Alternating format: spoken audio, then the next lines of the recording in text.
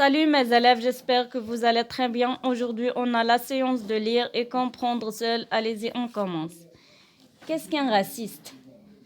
Si j'ai bien compris, le raciste a peur de l'étranger parce qu'il est ignorant, croit qu'il existe plusieurs races et considère la sienne comme la meilleure. Oui, ma fille, mais ce n'est pas tout. Tu as oublié la violence et la volonté de dominer les autres. Le raciste est quelqu'un qui se trompe. Les racistes sont convaincus que le groupe auquel ils appartiennent, qui peut être défini par la religion, le pays, la langue ou tout ensemble, est supérieur au groupe d'en face. Comment font-ils pour se sentir supérieurs? En croyant et en faisant croire qu'il existe des inégalités naturelles d'ordre physique qui leur donne un sentiment de supériorité par rapport aux autres.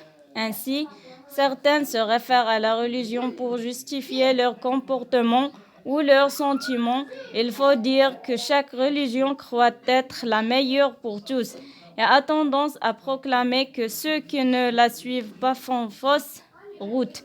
Tu dis que les religions sont racistes? Non, ce ne sont pas les religions qui sont racistes, mais ce que les hommes en font parfois et qui se nourrit du racisme en l'an 1095, le pape Urbain lança à partir de la ville de Clermont-Ferrand une guerre contre les musulmans considérés comme des infidèles. Des milliers de chrétiens partirent vers le pays d'Orient, massacrer les Arabes et les Turcs. Cette guerre faite au nom de Dieu prit le nom de croisade.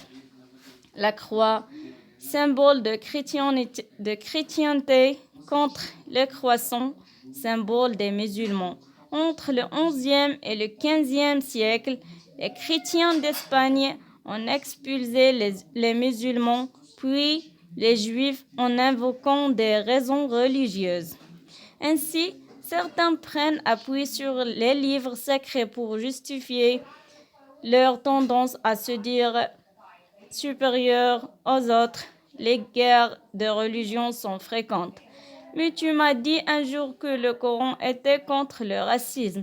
Oui, le Coran comme le Torah ou la Bible, tous les livres sacrés sont contre le racisme. Tahar Ben Jelloun, le racisme expliqué à ma fille, édition du Seuil 1998. On passe à la compréhension. Question 1. Qui pose les questions et qui répond? 2. Tahar Ben Jelloun est-il pour ou contre le racisme? 3. Pour lui, comment s'explique le racisme? 4. Quel exemple de guerre de religion donne-t-il? 5. Comment s'appellent les grands livres des 3 religions cités par Tahar Ben Jelloun? Bon courage mes élèves et merci pour votre attention.